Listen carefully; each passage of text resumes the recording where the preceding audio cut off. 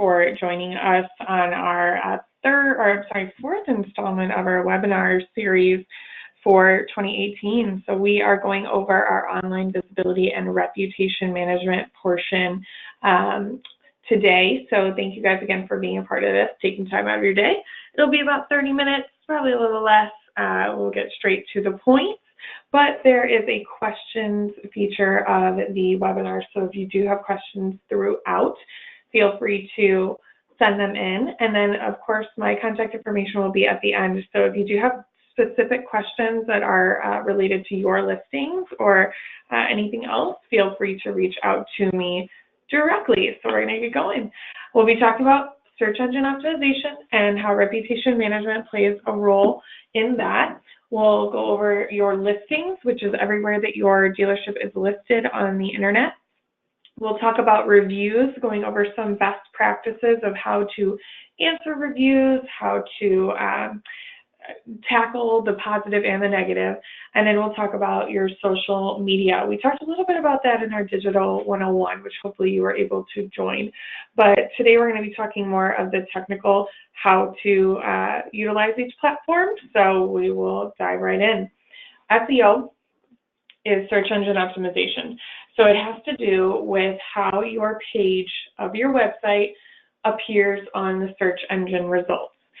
SEO is content, so it has to do with the content on your page, the links that you have, the layout of your page, and all of your social sharing that help to drive up the position of your web page on a search engine results page.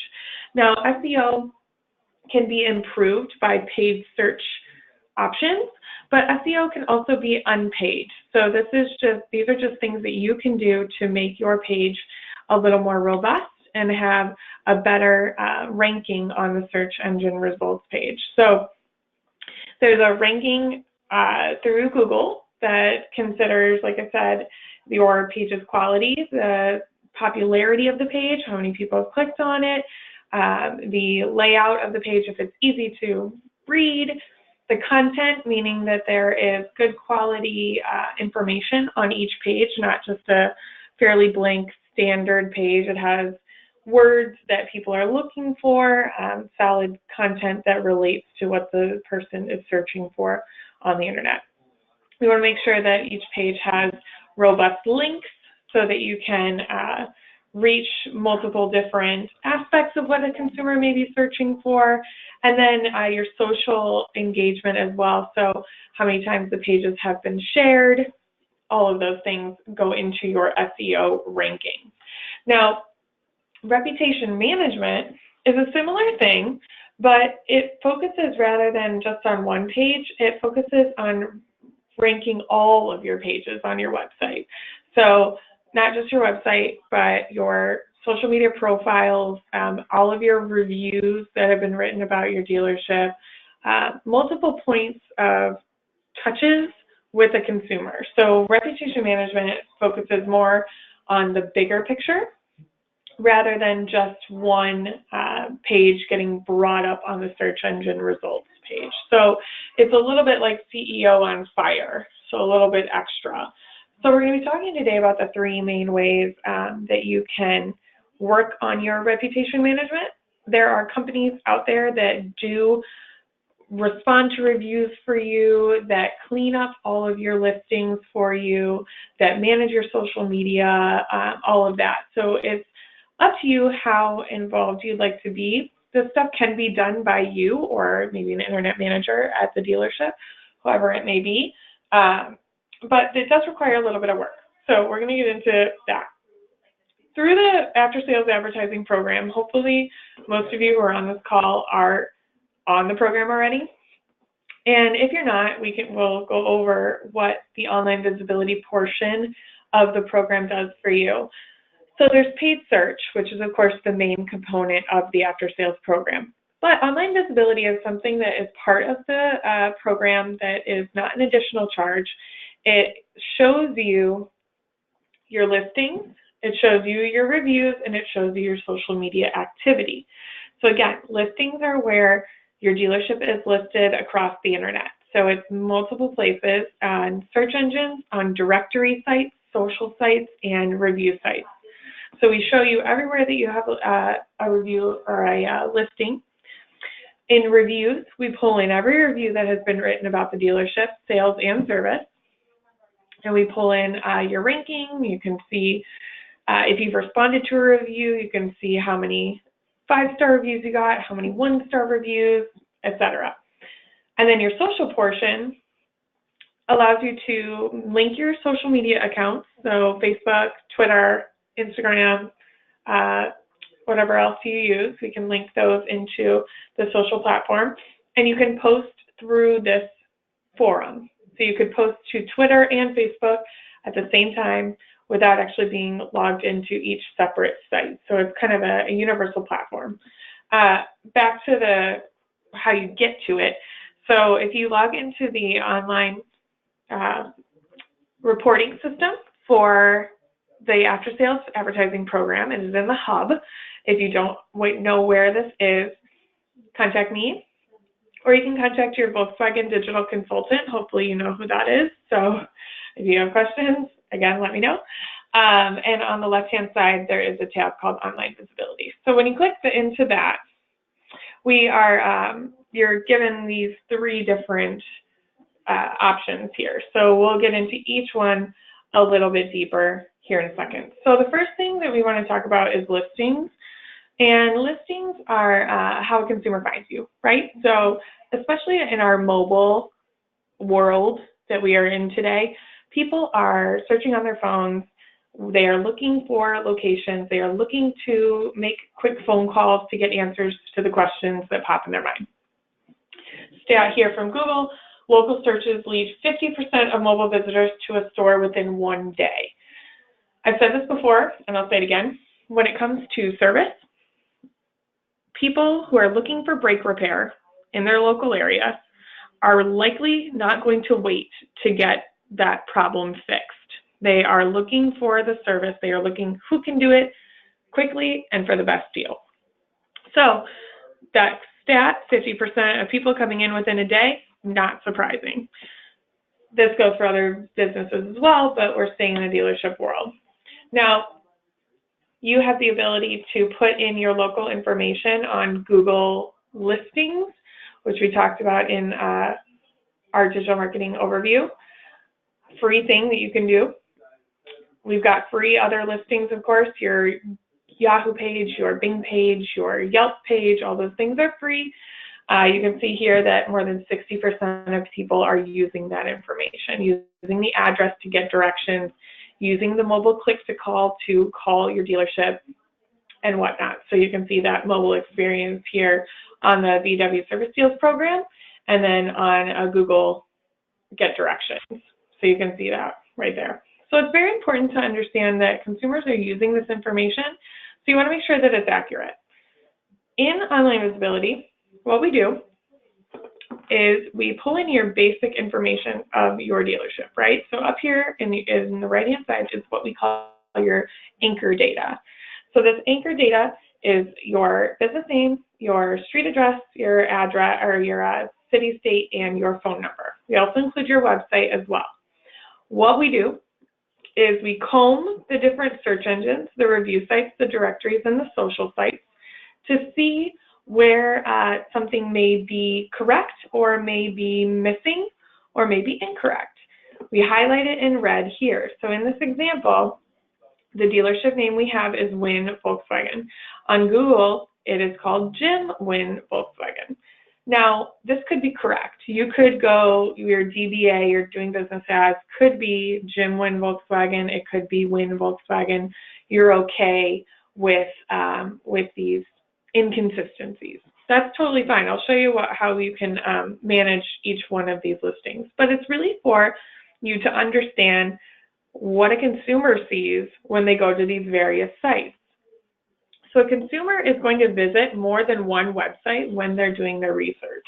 So if one website says Jim Win and another website says Win, they are likely to be able to assume that they're the same thing or similar. But you want to make sure that it's as clear as possible to them, that the address is the same, that their phone number is going to link correctly, etc. So making sure that you have everything correct and available on various different sites. So here, it shows you a little bit of how you would make some changes. So we show here, in this example on Yelp, we've got Jim Wynn Volkswagen again showing, and a different phone number. Now, keep in mind that you may have different phone numbers for different platforms, which is great. That's totally fine. So if you believe that that phone number is fine because it's on Yelp, it's a tracking line, and you want it to be different than everywhere you have, you can hit ignore errors. If you ignore the errors, then you're saying, all right, I'm good with this. We're going to turn this not red anymore, and it will affect your listing score up here. The listing score is more for you so that you can understand the information that you have out there, how accurate overall is it. So if you ignore the errors, you can build up your listing score to 100%. But you want to make sure you're actually looking at them and getting the right changes made. Now, if you decide, okay, I am actually not okay with that phone number is no longer valid, we hit the edit button, and this edit button will open your Yelp page. From here, you would log in with your business credentials, so your Yelp account, submit the requested changes, so whatever phone number you would like it to be, or name, whatever it may be, and it would take however many days each site requires to validate the information. So each listing has this ability. In addition, you can hit not mine. So say a listing was found that isn't what your listing is. Not mine deletes this listing, and you have the ability to add in your own. So here, let's say here, we've got one missing. We don't have anything for SureCritic, which you may not use, but it is something that some people may use. If we don't have a match for you and you have a listing already, you can just put in your URL, add it, and it will populate. If you don't have one and you want to have one, we have a create listing link, which will open up that page and allow you to create a listing. So it's a really nice, I don't want to say hand-holding, but it does lead you exactly where you need to be. So if you don't have a listing, we can add one or create one. If you do have one and it's not found, you can add one in. This does require, as I said, a little bit of work on your end. There are people that do this for you, services that are available that can be done for you. But making sure that you do understand how your information looks, where it's available, and how often people are able to see it. So people are clicking on different pages more frequently than others. You can see that information is really good for your business. Consistency is key. So that is the main part of listings and why it's important. Now, when it comes to reviews, reviews are huge, and hopefully you guys do know that. Before using a business, 90% of people will research it online, and like I said, they're going to visit more than one site. So they may look at your Facebook, they may look at your website, they may look at your Yelp rating, or whatever it may be. These days, and myself included, I will say that I read reviews from a variety of different sites. I take them into consideration when I'm choosing a business. Now, I take them with a grain of salt, of course, but reviews have a really strong way of influencing your customer. So consumers usually make a purchase fairly quickly, not quite as quickly as when they're doing their search on their phone, but they'll usually make a purchase within a week. And then they research before they do anything. So when it comes to new car sales, the process has changed. Consumers used to go right to a couple dealerships, shop around, look at what's available, what's on the lot. These days, consumers are looking online before they do anything. They already have an idea of what they're looking for, make, model. They want to know which dealership has it, and they will go to one, maybe two dealerships total before purchasing their vehicle. So people are reading reviews of your dealership, and you have the ability to use these reviews in a really great way. So we're going to talk about that. In online visibility, we have the reviews portion. It shows your average star rating from all the different sources that we pull in reviews. And there are a couple different sites, like I said, Google, Yahoo, Facebook, DealerRater, Cars.com, a few different places that reviews are pulled in, so you can see in this reporting where the reviews are coming from. This word cloud here shows you common words that are in the reviews. A lot of times you can see Steve Peon, maybe he's the service manager, maybe he's the sales guy, whatever it may be. His name is coming up quite frequently in the reviews, great service, etc. So you can see some of the trending words that come in. Now, down below, if you scroll down a little bit lower, you can filter out those reviews. You can see how many are coming from each source. You can select a date range that you're looking for the reviews. And you have star ratings as well, so you can view different aspects of your reviews.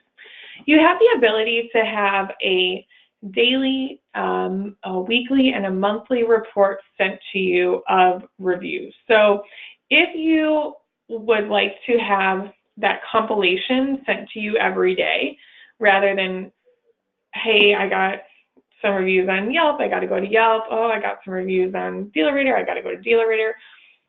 You can have them all sent to you in whatever cadence you're interested in. So you can have it all in one place. So it's helpful.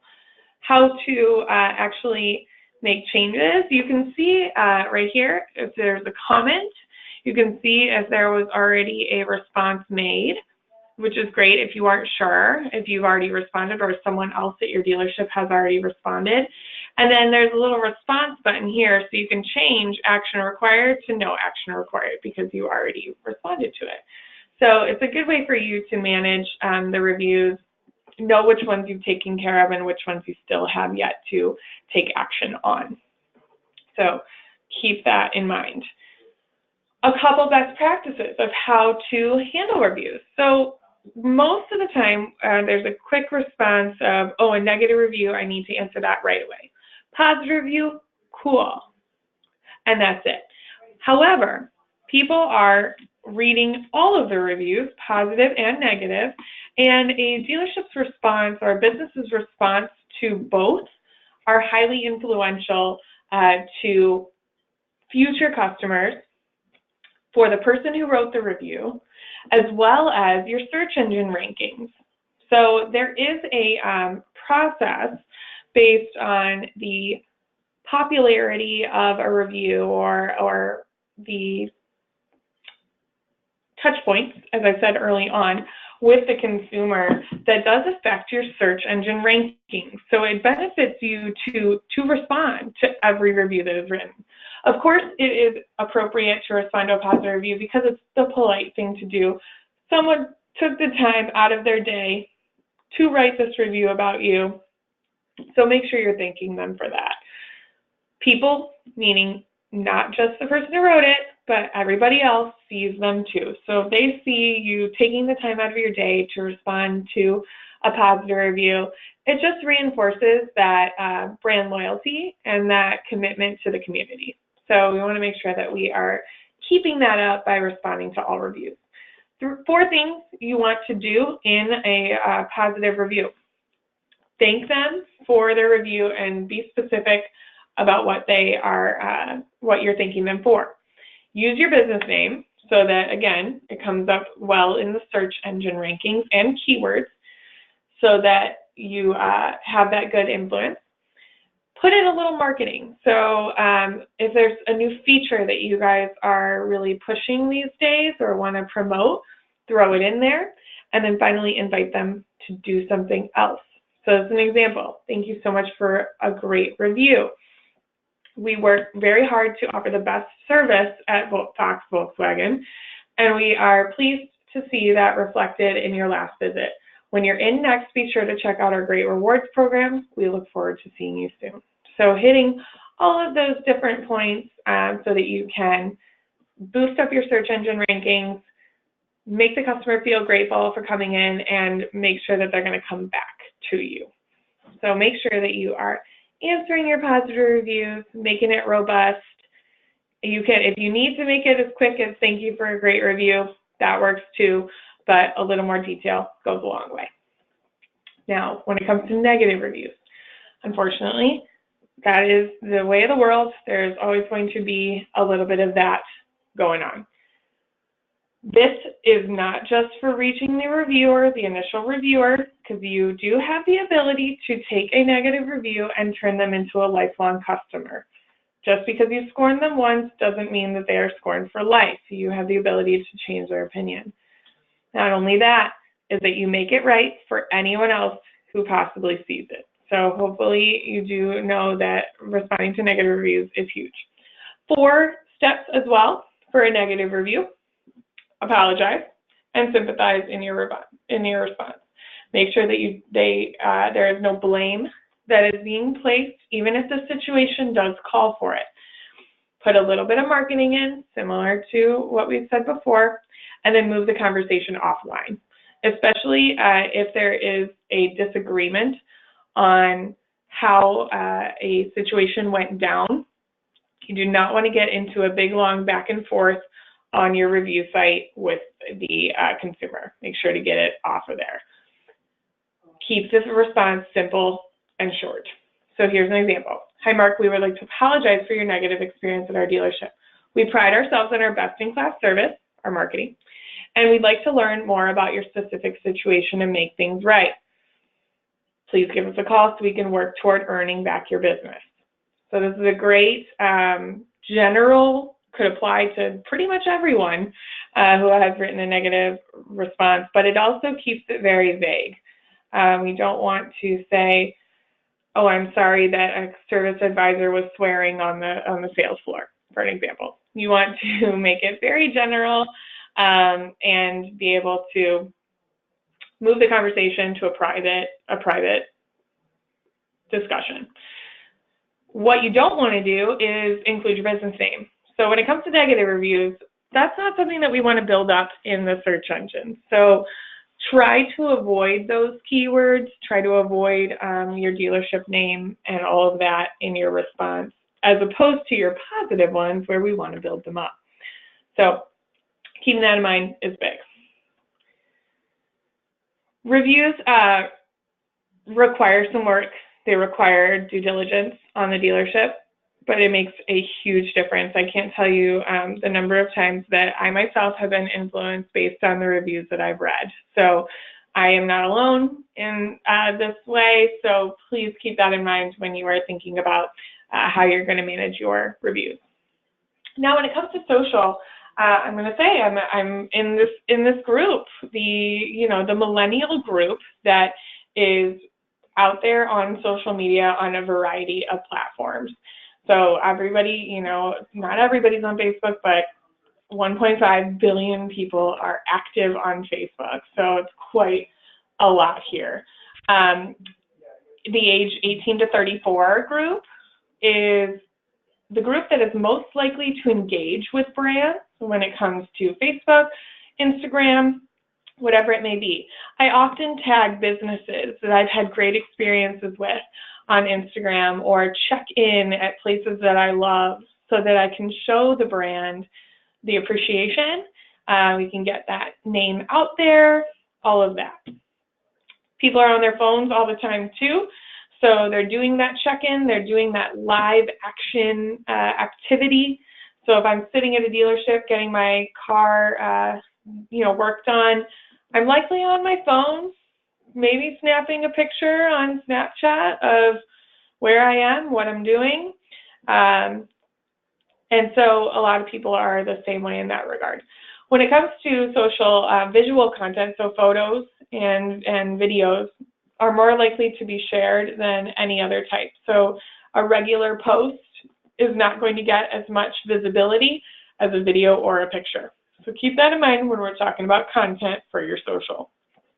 In the online visibility portion of the reporting console, we've got an area for you to link your accounts. So linking in your Facebook, your Twitter, LinkedIn. If you have other accounts, let us know. We can add them in as well. And it shows you your activity on each site so that you know what's going on at all times. when you first set this up, you set up your social accounts by logging in with each credential. Each click to connect will open you up to each site, and then it'll bring you back once you've logged in. The credentials are saved until a password is changed, so if you do make changes to your password at any time, we will have to relink, but once you're linked for that first time, and as long as you don't change your password, it'll save it for you going forward. So one-time deal, there you go. We have the ability to schedule posts, so you can, once these are connected, you would just select which accounts you want to post to, and you could post the same message to multiple accounts. Or you can schedule these posts for different dates and times. You can see over here what they would look like if you did schedule posts. So I used to manage social media, and there's a lot of times that you want to post, but you know you're going to be in a meeting or you're going to be busy and it's going to be prime time, but you want to make sure that you're reaching people at a certain time. Scheduling posts is key. So you have that ability to do that here, choosing which account you want to post to, include photos, all of that. Since I'm coming from a service-based program, I'm going to promote service a little bit, so make sure that when it comes to your social media accounts that you are posting about service. A lot of times sales gets all of the glory, so we want to make sure that as an owner of a vehicle who's not in the market to buy a new car anytime soon, that I'm getting reached as well for my interests, which are service or maintenance. So keep those things in mind when you're writing on your different social medias. Other things to keep in mind is what you're posting where. Now, for each site, the goal is not to post more than 2 times a day on each social media account. That sounds like a lot, so I would say that's on the high end. So make sure you're posting on Facebook a couple times a week. If you're on Twitter, a couple times a week. I would say that a good frequency would be 3 times a week for Facebook and 3 times a week for another forum that you utilize. Now, there's different ways for you to engage with your followers, and they have different means for each platform. So Facebook, Twitter, and YouTube are great for people who are looking for new cars. You have the ability to target each post for Facebook based on the hobbies that people are interested in, pages that people follow, so auto-related pages. You have the ability to share your information on those platforms and reach your target audience that you're trying to drive to. With Twitter, you can see the mentions of certain vehicles, hashtags, so that you can monitor the intent of your users. So what are they looking for? And then with YouTube, you have the ability to reach people through your brand promotion. So it doesn't necessarily have to be, oh, check out the specs on this new car. It could be things like how to change your own oil. Something like that has proven to drive people to a dealership rather than to do it themselves. They see the work that it takes to do it themselves and they say, no thanks, I'll just go to the dealership. So you have the ability to reach a lot of people in those ways for new cars and for some service-related things as well. Now, the 2 other ones that I mentioned here are Pinterest down here below, which really is great for brand identity and working on your community. I will tell you that the demographic for Pinterest is primarily female, so you will see the sharing of recipes and sharing of wardrobes and stuff like that. But you have the ability here to share pictures of the vehicles or stories of consumers and whatnot. Same goes for Instagram. So Instagram is all about photos, right? And so is Pinterest. So you have the ability to showcase all of your inventory, make sure that you have descriptions of all of the things for your new cars in there, and then same thing with service. Instagram's a great one to run any promotional campaigns with. I have seen before, take a picture in our dealership, like a selfie, a dealership selfie, and get 10% off your next repair. So you do have the ability to increase brand engagement by using these different platforms. So each one has a little bit of a different purpose, so make sure that your content is matching each different place. So that was really everything that we had to cover when it comes to online visibility. We'll be doing this one again 2 more times this month, and this is my contact information. If you have any specific questions about your listings, about responding to reviews, or about social media posting and whatnot, we have a ton more information. Today was just that overview, that little toe in the water type of situation. So please do not hesitate to reach out to me with any questions. The tool that comes with the after-sales advertising program is a visibility tool rather than an answering service. So there are vendors out there through the Dealer Digital program that will take all of the information that we talked about today, make changes to your listings for you, answer reviews for you, and post on behalf of you for your social media. So if you're interested in that deeper level stuff, we have people that we can drive you to. But through this program, through the After Sales Advertising program, as in no extra cost benefit, you have the ability for that visibility to see how your dealership looks, what people are saying about you, and how you can influence the perception. So if you do have any questions, please do not hesitate to reach out. I'll hang on for just a couple minutes if anyone wants to send in any questions for the general group. But thank you again for your time today. I appreciate it. And we'll be hopefully in touch soon. So thank you guys very much.